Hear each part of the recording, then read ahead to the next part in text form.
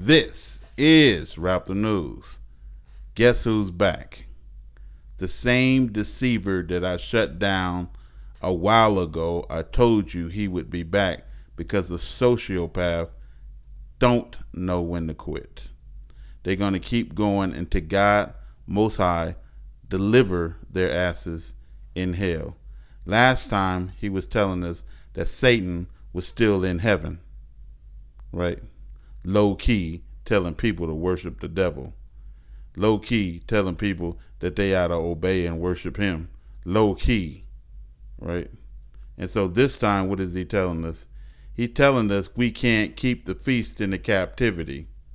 How do we obey some commandments of God, and then when it comes to the feast, we don't obey that?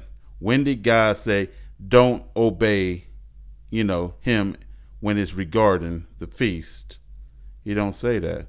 And so we're going to let this fool play himself again, and then we're going to correct him with the scriptures as usual. Let's get into it. Greetings, family. This is Judah Yasharel.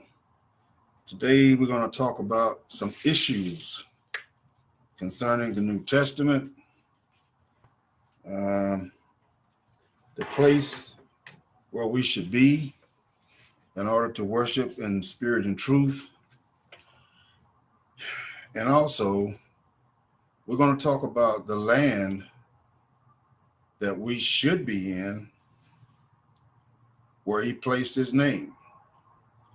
And hopefully through this lesson today, I will be able to show you that you cannot keep the feast days in the land of your captivity. Numbers 9:10. Speak unto the children of Israel, saying, if any man of you or your posterity shall be unclean by reason of a dead body, or be in a journey afar off, be in a land afar off, be away from Israel, yet he shall keep the Passover unto the Lord. You keep the feast days, even if you are on a journey afar off. He is straight misleading our people. Ezra 6:19. And the children of the captivity kept the Passover upon the 14th day of the first month. So we keep the feast days to the best of our abilities. Let's move on. And Zephaniah really explains, if you look the words up, don't just read, look the words up. But in Zephaniah, it explains exactly how he gathers. And it is not him coming down personally, swooping you up and taking you somewhere. While it states in Zephaniah 3:18, I will gather them that are sorrowful for the solemn assembly. The way he gathers his people, and it's no different than it was back in the days of old. He simply put the urgency in your heart and in your mind. It's a disturbance. It makes you uncomfortable until you finally get what he's trying to show you, which is he puts it in your heart and your mind that you have to go. Once that happens, you immediately start wondering, well, where do I go?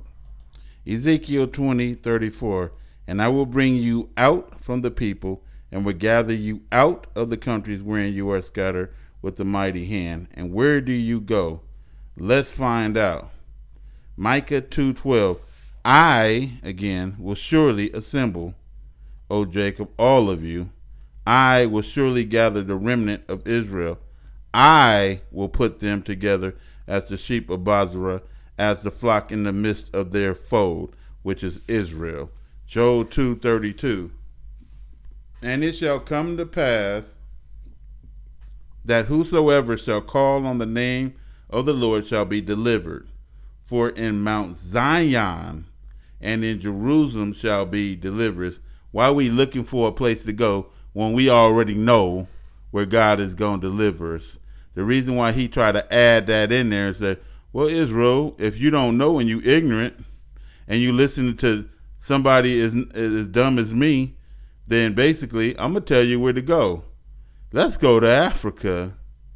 Let's hear him. He puts it in your heart and your mind that you have to go.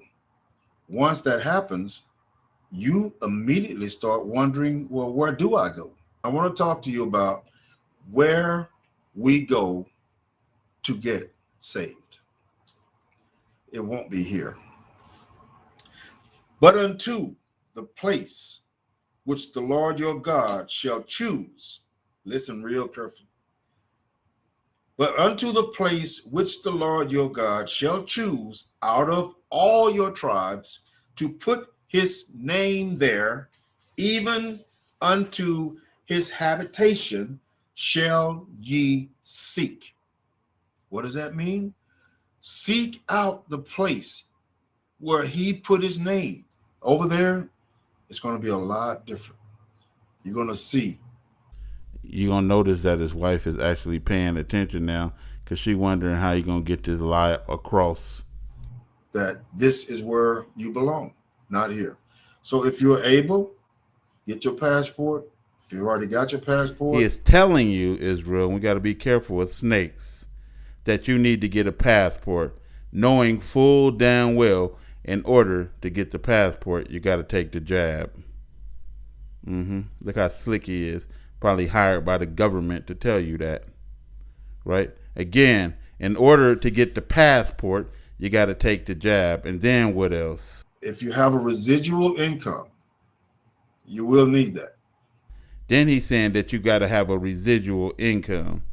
You got to keep making money and money and money and money, whether you working or not. You making money, and that way you can take care of yourself in Africa when God says he gives us our daily bread. Whether you working a job or you're doing this and that, God provided that for all of us. We don't need no residual income. You're going to have a way to eat, provide for yourself or your family. But make some plans. Look into this. Don't just take my word for it. Start looking into places like.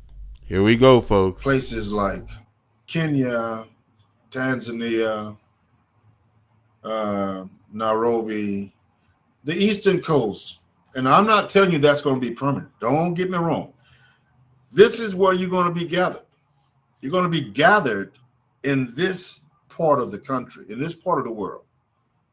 And then when the time comes, the valleys will be raised and the mountains will be lowered so that the Most High will create a level, smooth path for us to walk into Zion. And then he tells us that we need to go to certain spots in Africa where God is going to deliver us from those spots when the time comes and make a bridge. And that is not written in any scripture. This dude is not only a snake and a deceiver, he is the devil. This is Rap the News.